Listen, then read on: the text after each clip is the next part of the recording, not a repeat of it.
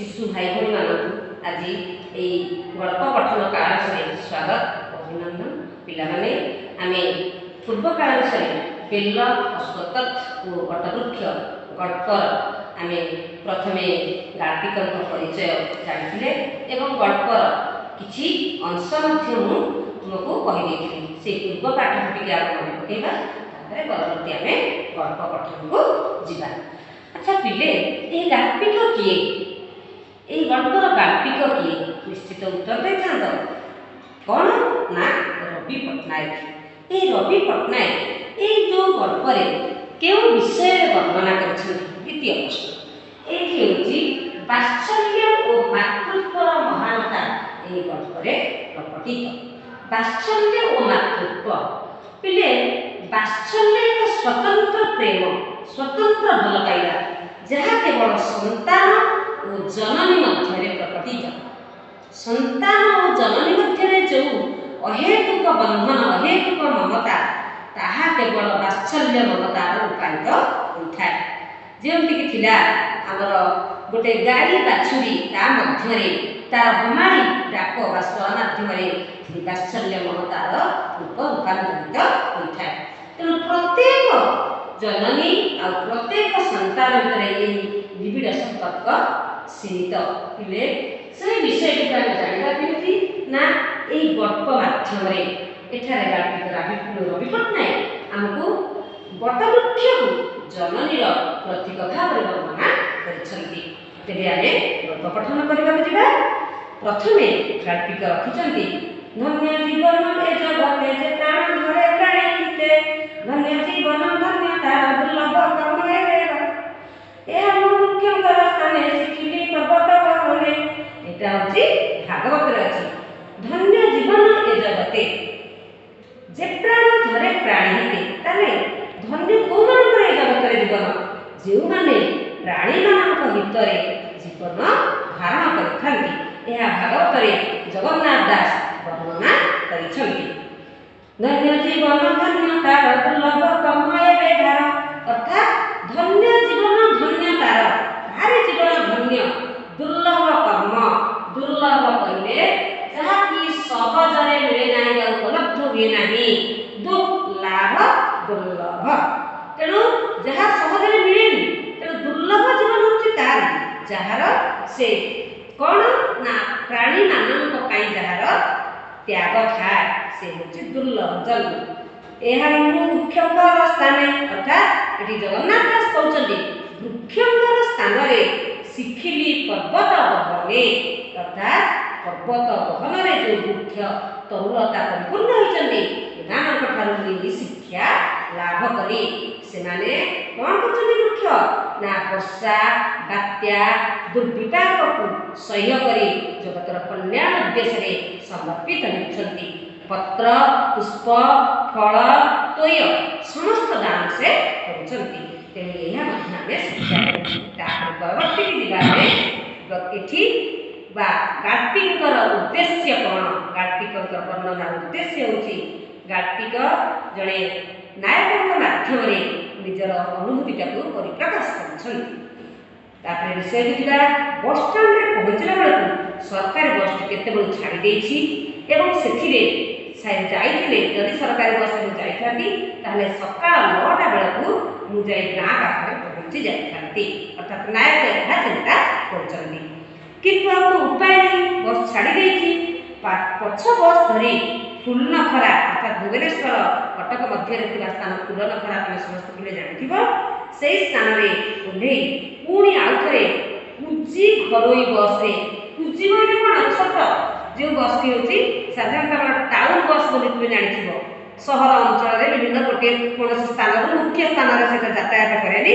साधारण कोन से गोटे स्थान अन्य गोटे स्थान पाखा पाखी जिबा पई जो बस व्यवहार होई से बस रे कौन करचंती लेखक फुलनखरा ओल्हे की बसिले एवं गाँ पाख बस स्टाण्ड रे पहुँचला बेलू तांको समय 11टा बेला हो जाइतिला एवं लेखक जो वर्णना करचंती नायक जेतबे पहुँचीथिले सेतबा बैशाख मास पिले बैशाख मास जो झांझी पिटे ता समस्त अनुभव करथिबो सकाळ 8टा बेला मध्य बाहर गुण काढी हुएनी निजे तो अनुभव निश्चित अनुभव ही अनुभव वेदना जानी थाए ଏବେ 11ଟା ବେଳକୁ ଯେତେବେଳେ ଚାରିଆଡ଼େ ନିଆଁ ଜଳିଲା ଭଳି ଆମର କ'ଣ ହେଉଛି ନା ରୌଦ୍ରତାପ ପରିପ୍ରକାଶ ପାଇଛି, ସେତେବେଳେ ଖରାକୁ ଚାହିଁ ହେଉନି, ଆଖି ବୁଝି ହେଇ ଆସୁଛି, ତାର ତେଜରେ ପବନଟା ମଧ୍ୟ ନିଆଁ ଭଳି ଲାଗୁଛି। ଏବଂ ଏତେବେଳେ ଆଉ ଗାଁକୁ ଯିବେ କି ନ ଯିବେ ଏ କଥା କିଏ ଚିନ୍ତା କରୁଛନ୍ତି ନା ନଟବର ବାବୁ ନାୟକ ହେଉଛନ୍ତି କିଏ? ନଟବର ବାବୁ ଚିନ୍ତା କରୁଛନ୍ତି।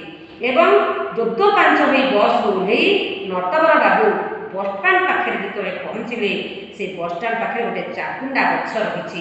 ଏବଂ ଏଇଠି ଆମେ ଗଛ ବିଷୟକୁ ମନେ ପକାଇବା। ଯେଉଁ ଚାକୁଣ୍ଡା ଗଛ ତଳେ କେବଳ କ'ଣ ନା ପାନ ଆଉ ଜଳଖିଆ ଦୋକାନ କରି ରହିଛି କିଏ?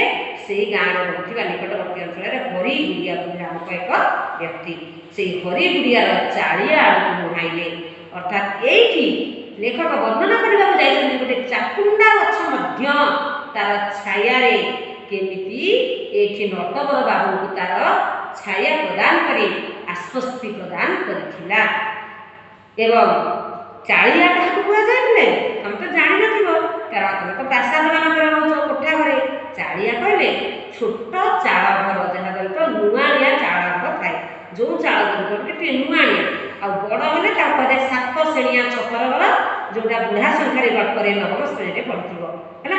ତେଣୁ ଏଇଠି ହେଉଛି ଚାଳିଆ ଘର, ଛୋଟ ନୁଆଣିଆ ଚାଳ ଘରକୁ ଚାଳିଆ କୁହାଯାଏ ହେଲା। ତେଣୁ ଝାଟି ମାଟି କାନ୍ଥ, ସେ ଘରର ଆକୃତି ବର୍ଣ୍ଣନା କରିଛନ୍ତି ଗାଳ୍ପିକ। ଉପରେ ତାଳ ବରଡ଼ାର ଛପର ଘର, ଦର ଆଉଜା ହୋଇ ରହିଛି। ଦର ଆଉଜା ଅର୍ଥ ସମ୍ପୂର୍ଣ୍ଣ ବନ୍ଦ ହୋଇନି, ଅର୍ଥାତ୍ ଦର ଆଉଜା ଅଧା ବନ୍ଦ, ସମ୍ପୂର୍ଣ୍ଣ ବନ୍ଦ ହୋଇ ନାହିଁ। ଏବଂ ସେଇ ଚାଳିଆ ଆଗରେ ଦୁଇଟା ଖୁଣ୍ଟି ପୋତା ହୋଇଛି ଏବଂ ତା ଉପରେ ଗୋଟେ ଦର ଚଞ୍ଚା ହେଇଯାଇଥିବା ପିଟା ହେଇଛି ଦୁଇଟା ପଟା ବେଞ୍ଚ। ଅର୍ଥାତ୍ ଏଠି ସମ୍ପୂର୍ଣ୍ଣ ପାଲିସ ହେଇନି, ଦର ଚଞ୍ଚା ସମ୍ପୂର୍ଣ୍ଣ ପାଲିସ ହେଇନି, ସାମାନ୍ୟ ଚଞ୍ଚା ହେଇଛି। ତେଣୁ ଏଇଟା ହେଉଛି ଗୋଟେ ପ୍ରାକୃତିକ ଗ୍ରାମୀଣ ପରିବେଶର ଗୋଟିଏ ଜଳଖିଆ ଦୋକାନର ପ୍ରାକୃତିକ ପ୍ରତିଛବି ଏଠି ଗାଳ୍ପିକ ବର୍ଣ୍ଣନା କରିଛନ୍ତି। ତେଣୁ ଖରା ତାତିରେ ସେ ବେଞ୍ଚଟି ମଧ୍ୟ ତାତିକିରି ଗରମ ହୋଇଯାଇଛି। ସେଥିରେ ଲେଖକ ଯେତେବେଳେ ଦେଖୁଛନ୍ତି ନଟବର ବାବୁ ହାତ ମାରିଦେଲେ, ତାଙ୍କ ହାତଟି ଏଠି ତାତି ଯାଉଛି। ତେଣୁ ସେ ଚାଉଁକିନା ତାଙ୍କ ଶରୀରକୁ ଲାଗିଛି। ନଟବର ବାବୁ ସେ ଧୀରେ ଧୀରେ କ'ଣ କରୁଛନ୍ତି, ସେ ଦର ଆଉଜା ଯେଉଁ ତାଟି ଫାଙ୍କ ଚାଳିଆ ଘରର ଫାଙ୍କ ଦେଇ ଭିତରକୁ ଟିକେ ଚାହିଁ ଦେଇଛନ୍ତି।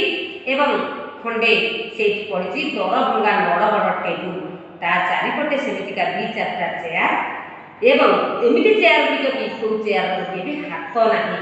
ସେ କ'ଣ ପଡ଼ିଛି ଖଣ୍ଡିଏ କାଠ ବେଞ୍ଚ, ପାଖରେ ଥାକ ହୋଇଥିବା କାଠର ଖଣ୍ଡିଏ ଆଲମିରା ଏବଂ ସେଇ ଥାକ ଉପରେ ସିଲଭର ଥାଳିଆ ଆଉ ବାଉଁଶ ପାଛିଆ ତ ବାଉଁଶରେ ତିଆରି ହୋଇଥିବା ଆମର ଟୋକେଇ ବା ପାଚିଆ ସେତେବେଳେ ତିଆରି ହୋଇଥିଲା। ଆଉ ସେଇଥିରେ ଥୁଆ ହେଇଛି କ'ଣ ନା ସେଇ ପାଚିଆ ଭିତରେ ସକାଳୁ ହୋଇଥିବା ବାସି ବରା, ଗୁଲଗୁଲା, ପକୁଡ଼ି ଓ ବୁନ୍ଦିଆ ଉଠେଇ ସଜା ହୋଇ ରହିଛି।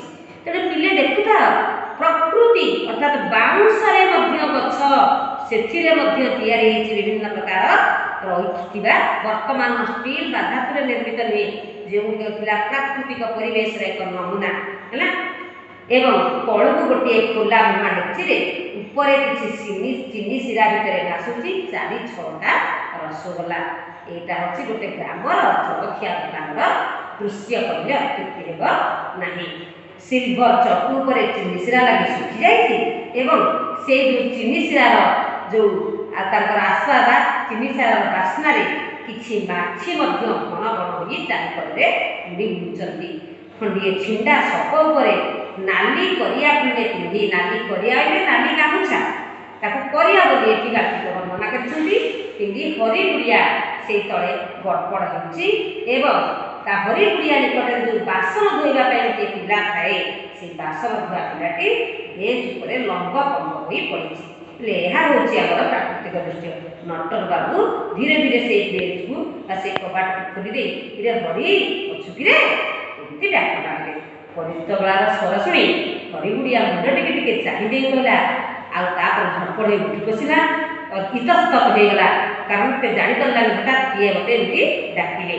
ତେଣୁ ସେ ହାତ ଦୁଇଟା ଲଗେଇକି କହିଲା, ଆରେ ନଟ ଭାଇଟେ, ଏ ଉଦୁଦିଆ ଖରାବେଳେ କୋଉଠୁ ଆପଣ? ଏଇ 10ଟା ବସରେ। ହରି ବୁଡ଼ିଆର ପାଟି ଶୁଣି ବାସନ ମଜା ଟୋକାଟା ମଧ୍ୟ କେତେବେଳେ ଉଠି ଛିଡ଼ା ହେଇଗଲାଣି।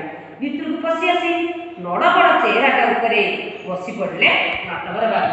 କହିଲେ ଟୋକା ମୋତେ ପାଣି ଦେଲୁ, କାରଣ ତାଙ୍କର ବୈଶାଖର ସେ ଯେଉଁ ପ୍ରଚଣ୍ଡ ତେଜରେ ଖରାର ବକ୍ରତାପରେ ତାଙ୍କ ତଣ୍ଟି ଶୁଖି ଯାଉଛି ଏବଂ ସାଙ୍ଗେ ସାଙ୍ଗେ ଶୋଷରେ ତାଙ୍କର ତଣ୍ଟି ଅଠା ହୋଇଯାଉଛି। ହଁ ପରା, ଆଉ କହନା, ସକାଳୁ ବସ୍ଟା ଫେଲ୍ ହେଇଗଲି, ବାଧ୍ୟ ହୋଇ ପଛ ବସ୍ରେ ଆସିଲି। କାହିଁକି ସଞ୍ଜ ବସ୍ରେ ଆଇଲନି? ଆଉ କ'ଣ ତର ଅଛି? କାଲି ସଞ୍ଜ ବେଳକୁ ତାର ପାଇ